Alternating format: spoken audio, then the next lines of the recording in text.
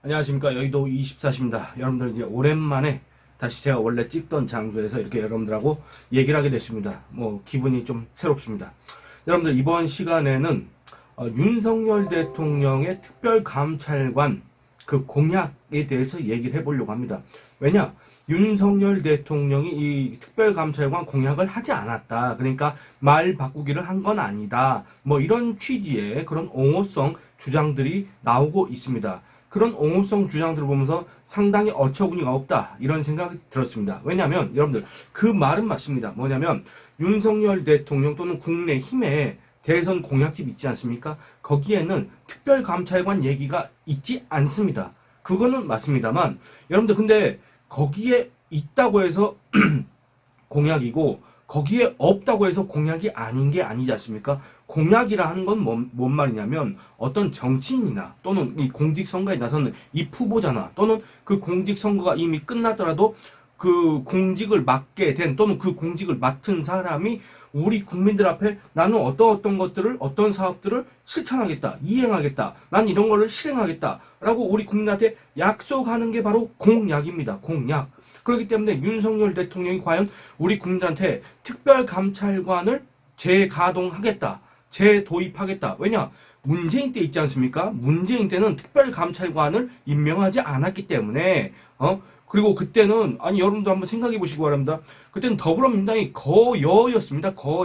거대 의석을 가진 여당이었습니다. 입법부도 좌지우지했고 행정부도 문재인이가 거의 독재자 비슷하게 했다는 그런 평가를 받고 있지 않습니까? 거의 그때 당시에 우리나라가 전체주의 사회가 됐다. 남한이나 북한이나 똑같은 전체주의 그런 좌파 사회주의 이런 사회가 됐다는 평가가 있지 않습니까? 어쨌든 그런 문재인이가 대통령이 하고 앉아있을 때도 5년 동안 특별감찰관을 임명하지 않았다 그 말입니다. 근데 윤석열 대통령 지금 현재 대통령이 우리 국민한테 특별감찰관 이거 재가동하겠다 이걸 만약에 약속하지 않았다고 한다면 이건 공약 파기가 아니고 윤석열의 말 바꾸기가 아니고 윤석열의 내로남불이 아닐 수가 있는데 만약에 윤석열 대통령이 우리 국민들한테 단 한 번이라도 특별감찰관제에 대해서 재가동하겠다, 임명하겠다, 언론 조석기 도입하겠다 이런 취지의 얘기를 했다고 한다면 여러분들 그건 공약이 되는 겁니다.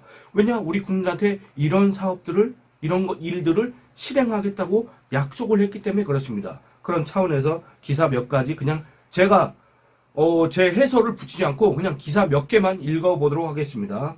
여러분들 이 기사는 2022년 3월 14일에 나온 기사입니다. 2022년 3월 14일은 언제입니까? 2022년 3월 9일 윤석열 국민의힘 대선 후보가 대통령에 당선됐지 않습니까? 그로부터 5일 뒤에 나온 기사입니다. 그야말로 정말 오히려 현직 대통령보다는 대통령 당선인이 더 권력이 세지 않습니까? 힘이 세고 언론의 주목을 많이 받고 있지 않습니까? 왜냐? 뭔가를 바꿀 거기 때문에 뭔가를 바꿔줬으면 하는 그런 기대가 이 한 곳에 집중되기 때문에 그 어떤 때보다도 우리 국민들의 기대를 한 몸에 받는 그 시기가 바로 대통령 당선인 시절인데 그 대통령 당선인 중에서도 아주 초반에 어떤 얘기가 오고 갔었냐. 기사 제목은 이렇습니다. 윤석열 당선인 특별감찰관 부활 민정수석실 폐지하겠다 이런 제목의 기사입니다.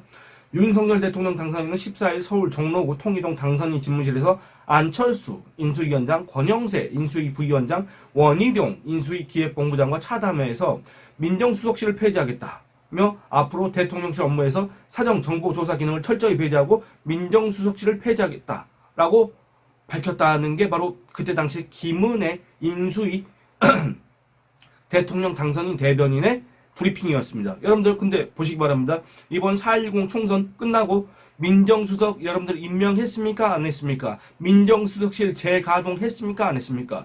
여러분들 그게 바로 이 윤석열 대통령이 우리 국민한테 말을 바꿨다. 약속을 파기했다. 한마디로 약속을 어겼다. 그겁니다. 그 내용도 있을 뿐만 아니라 뭐가 또 있냐? 특별감찰관제 그 관련 부분을 읽어보도록 하겠습니다. 물론 이때 당시에 윤석열 대통령 당선인이 민정수석실을 왜 폐지하겠다라고 했는가 그걸 잠깐만 살펴보겠습니다. 제가 지향하는 대통령실은 사정 기능을 없애고 오로지 국민을 받들어 일하는 유능한 정부로 정책 아젠다를 발굴하고 조정 관리하는 데에만 힘쓸 것이다. 이렇게 얘기를 했습니다. 근데 여러분들 그렇게 하겠다고 했으면서 뭐 하려고 총선 이후에 민정수석실을 다시 만들었냐 그 말입니다. 공교롭게도 그 민정수석실이 다시 재가동된 이후에 공교롭게도 왜 윤석열 대통령 또는 김건희 씨 관련 그런 사건들이 우리 국민들이 생각했던 것과는 좀 다른 방향으로 그렇게 진행이 됐을까? 이런 것도 좀 약간 여러분들 미심쩍지 않습니까? 그런 것들을 한번 얘기를 해보고 싶었습니다. 그리고 또 이렇게 얘기하고 있습니다. 문재인 정부에서 사문하던 특별감찰관제는 부활할 것으로 전망된다. 특별감찰관제는 대통령 배우자와 사촌인의 친인척, 청와대 수석비서관 이상 고위공무원 등의 비위를 상시 감찰하는 제도다. 2014년 도입됐으나 박근혜 정부였던 2015년 8월 이석수 초대 특별감찰관이 우병우 당시 민정수석을 조사하다 물러난 뒤 공석이 됐다. 김 대변인은, 여기서 말하는 김 대변인은 바로 김은혜를 가리킵니다. 김은혜 누굽니까? 당시 윤석열 대통령 당선인의 대변인 김은혜. 김은혜는 국민으로부터 권력을 위임받은 대통령은 헌법과 법률이 정한 권한에 따라 오로지 국가안보, 국민 민생에 집중해야 한다는 당선인. 여기서 말하는 당선인은 여러분들이 지금 그렇게 과거에는 지지했으나 지금은 그렇게 어떻게 보면 혐오감을 보이고 있는 그 윤석열 대통령을 가리킵니다. 당선인의 의중이 반영된 발언이다. 다시 한번 읽어보겠습니다. 헌법과 법률이 정한 권한에 따라 오로지 국가안보, 국민 민생에 집중해야 된다. 누가? 대통령. 그 누구 생각이었습니까? 바로 지금의 윤석열 대통령이 그런 생각을 하고 있다고 김은혜가 밝혔다 그 말입니다. 그러면서 이는 제왕적 대통령의 폐해를 청산하겠다는 당선인 구상에 일단을 피력한 것으로 앞으로 인수위 논의 과정에서 가장 역점을 두는 정치개혁 어젠다 중 하나로 반영될 것이다. 라고 이렇게 얘기했습니다. 그러면서 이 특별감찰관 재가동 지시 이것과 관련해서 법과 원칙이 누구에게도 예외 없이 적용돼야 한다는 것은 당선인의 일관된 생각이다. 인수위에서 관련 논의를 진행하고 당선인에게 보고돼야 할 사안이다. 이렇게 얘기를 했다 그 말입니다. 그런데 여러분들 당연하게도 이때 만약에 여러분들 특별감찰관이 재가동됐다고 한다면 지금 한동훈 대표가 그걸 갖다가 주장하고 지금 이 문제로 소위 말해서 친윤 세력들이 반발하고 이런 일 자체가 없었을 겁니다. 근데 왜 안 됐을까? 한번 보겠습니다. 시기는 이렇습니다. 2022년 5월 30일 윤 대통령 특별감찰관 임명 않기로 친인척 수사는 검경이 이렇게 나와 있습니다. 뭔 말입니까 여러분들? 그러니까 아니다. 그 대통령 배우자와 사촌 이내의 친족, 그 다음에 대통령실 비서관 이상의 고위공직자의 비위 이런 것들을 갖다가 감찰하는 특별감찰관 필요 없다. 검경이 하면 된다. 그 말입니다. 아까는 무슨 가장 핵심적인 아젠다, 차기 정부 정책에 가장 이렇게 반영돼야 될 그런 사안인 것처럼 얘기를 해놓고 누가 그랬습니까? 바로 당선인의 대변인이 그런 얘기했지 않습니까? 여러분들 대변인 아까 이게 제가 공약이란 말의 뜻을 살펴봤지 않습니까? 대변인은 대체 뭐냐 대변인. 아니 김은혜가 대변인 아닙니까? 누구의 대변인이었습니까? 지금의 윤석열 대통령의 대변인 아니었습니까? 어떤 사람의 의견을 대신해서 태도를 표하는 그런 사람, 그런 일을 맡은 사람을 우리가 대변인이라 합니다. 그럼 여기서 김은혜가 어떤 사람의 의견을 대신해서 표명하는 그 일을 했는데 그 어떤 사람이 누굽니까? 바로 윤석열 당시의 대통령 당선인 아니었습니까? 그 얘기를 하는 겁니다. 그러면 왜 안 한다 그러냐? 2022년 5월 30일 날 이미 정부 출범 뒤입니다. 윤석열 대통령이 특별감찰관을 임명하지 않기로 방침을 세운 것으로 전해졌습니다. 대통령실이 민정수석실을 없애 막강한 사전 컨트롤 타워 기능을 내려놓은 만큼 굳이 특별감찰관 제도를 운영할 필요성이 사라졌고 여러분들 저는 이게 너무나 이해가 안 됩니다. 왜냐? 과거에 이 민정수석실이 여러분들 이 대통령의 친족 또는 배우자의 가족들 이런 사람들의 그런 비위 이런 것들 갖다가 추적, 감찰 그 다음에 내사 하는 그런 조직이었지 않습니까? 그런데 그걸 없앤다 해놓고 특별감찰관은 재가동한다고 해놓고 정부 출범 뒤에는 이 얘기가 쏙 사라졌다 그 말입니다. 그러면서 검경이 대통령 친인척 수사에 직접 나설 수 있는 여건이 마련됐다는 취지입니다. 이렇게 얘기하면서 대통령실 핵심 관계자는 특별감찰관 임명은 없을 것이다. 이렇게 얘기를 합니다. 그러니까 한마디로 뭡니까? 막상 정부 출범하고 나서 보니까 막상 대통령실 생기고 나서 보니까 저 특별감찰관이라는 거 설치를 했다가는 임명을 했다가는 정말 껄끄럽겠구나. 정말 뭔가 문제가 생기겠구나. 그런 어떤 우려 이런 것들이 제기가 됐기 때문에 그 내부에서 이런 거를 갖다가 그거 안 한다. 이렇게 얘기를 한 거 아닌가. 약속을 깬 거 아닌가, 말을 바꾼 거 아닌가, 그런 생각이 들지 않습니까? 그러면서 또 2022년 5월 31일 공약 파기 비판에 입장 번복, 특별감찰관 논란 자초한 대통령실. 이 기사 잠깐만 읽어보도록 하겠습니다. 윤석열 대통령이 당선인 시절 약속한 특별감찰관 임명을 두고 대통령실이 논란을 자초했다. 처음 특별감찰관 임명하지 않는 방안이 거론되자 야권이 공약 파기라며 강력하게 비판하고 나서자 대통령실은 결정된 것 없다. 포괄적으로 검토 중이라고 답했지만 내부적으로 엇갈린 기류가 감지되면서 갈팡질팡하는 모습을 연출했다. 윤 대통령의 입장 정리가 있어야 한다는 지적이 나오고 있다. 이렇게 얘기를 하고 있습니다. 또 마지막으로 제가 하고 싶은 얘기는 여기에 다 함축이 되어 있습니다. 여러분들 제가 그 전에도 이 강준만, 지금 현재 전북대 신방과 명예교수지만은 이 강준만 씨가 옛날에 뭐 김대중 죽이기, 전라도 죽이기 뭐 이런 책을 써서 일약 이 필명을 날리기도 했지만은, 그래서 또 일각에서는 좌파다 이렇게 분류가 되고 있긴 하지만은, 이 강준만 씨가 쓴 칼럼 이런 것 중에 상당히 공감할 만한 내용이 종종 있습니다. 그래서 여러분들하고 가끔씩 살펴보기도 했지 않습니까? 이 강준만 교수가 작년 7월 18일 날 이런 제목의 칼럼을 썼습니다. 뭐라 썼냐면, 이게 이제 그 광주 지역의 일간지에 이제 기고를 한 그 글인데, 제목은 이렇습니다. 도대체 특별감찰관은 어디로 갔는가? 요건데, 이거 이제 요지를 여러분들하고 한번 읽어보도록 하겠습니다. 특별감찰관의 위험성을 특수통 출신인 윤 대통령이 모르겠어요? 최순실 게이트 때도 당시 이석수 특감의 내사가 기폭제가 됐잖아요. 그래서 일부러 임명하지 않고 있는 것이라고 생각해요. 앞으로도 쭉 비워둘 거라고 봅니다. 라고 어떤 이의 그런 설명, 어떤 이의 이런 예측을 갖다가 강준만 교수가 이렇게 붙여놓고 있습니다. 또 뭐라 그랬냐?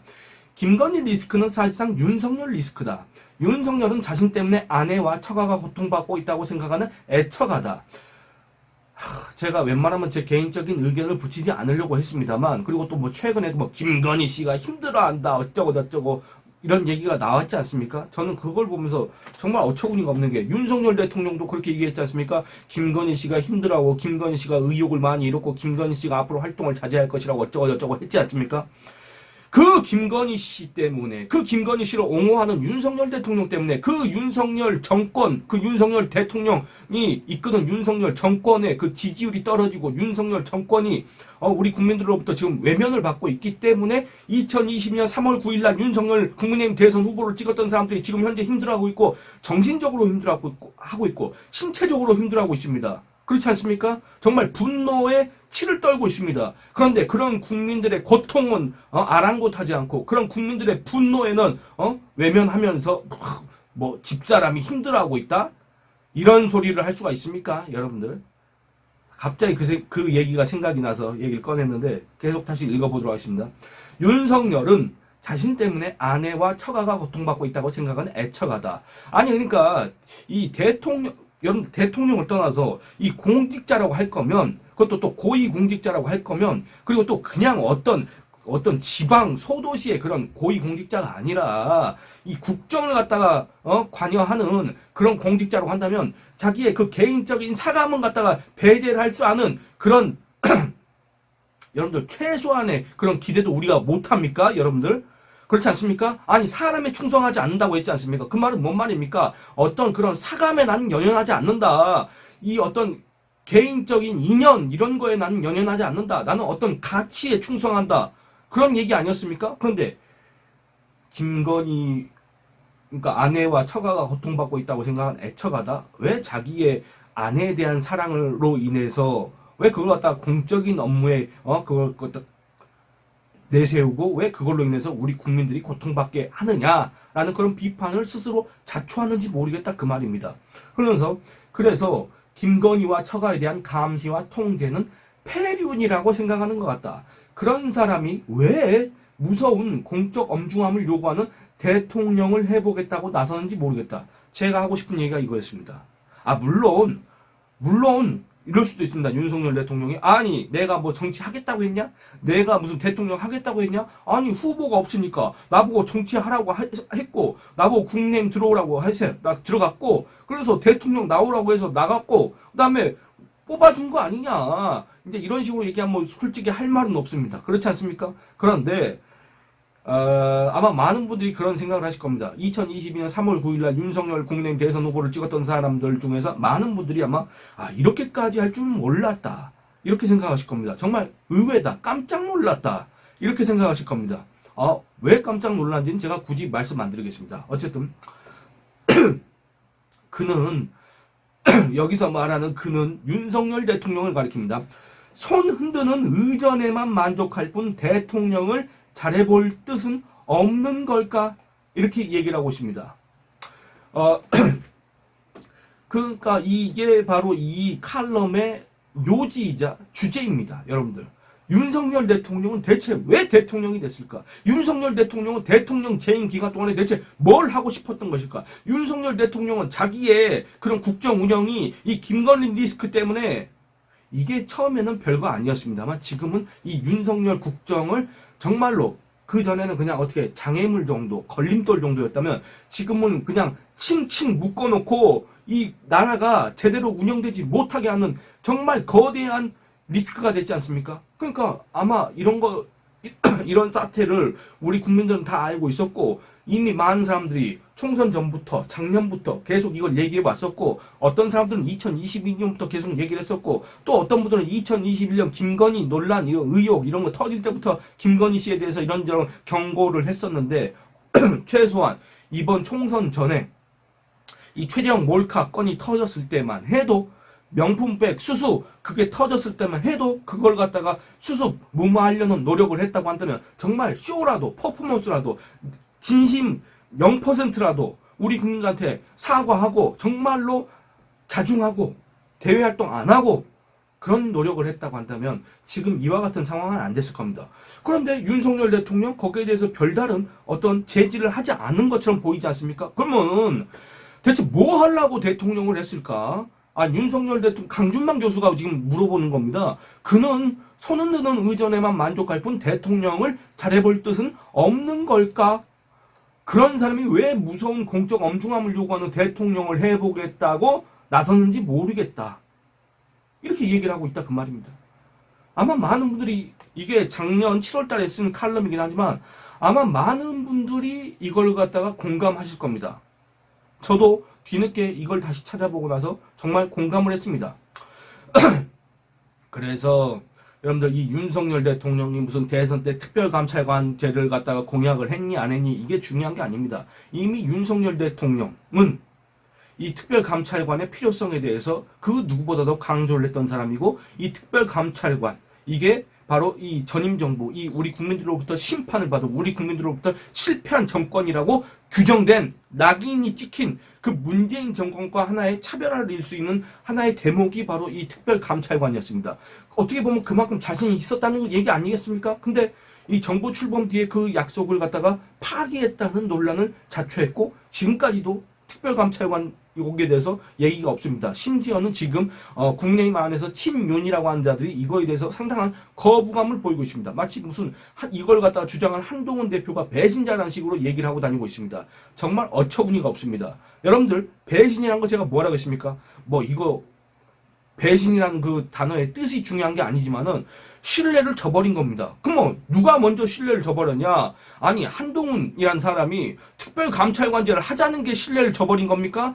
아니면 특별감찰관제가 필요하다고 한 사람이 그거 필요 없다 이렇게 해놓고 지금까지도 아무런 조치도 취하고 있지 않은 그 사람이 신뢰를 저버린 겁니까? 대체 누가 배신한 겁니까? 그 배신의 대상은 누구였습니까? 바로 국민인데 우리 국민들 기준에서 보면 그 누가 먼저 배신을 했냐 그 말입니다. 그 사람한테 대한 비판이 먼저 있어야 되는 거 아닙니까? 이런 생각을 해봤습니다. 여러분들 제가 오늘 목소리도 별로 안 좋고 그런데 갑자기 감정적으로 좀 격해져서 뭔 얘기를 했는지 제가 잘 모르겠습니다. 그래서 오늘은 이제 오늘이 아니라 이 시간에는 이걸로 줄이도록 하겠습니다.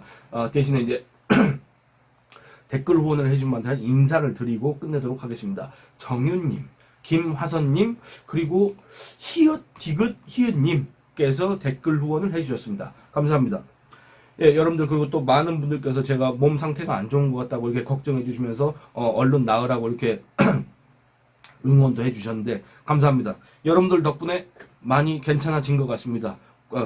하루빨리 이 목소리 이거 얘기하는 제가 들어도 상당히 좀 거북합니다. 그래서 여러분들한테 참 이런 안 좋은 소리를 들려드리는 거 송구하긴 한데 하루빨리 이렇게 좀 나아가지고 여러분들한테 그나마도 좋은 소리를 들려드리도록 노력하겠습니다. 예, 여러분들 감사합니다.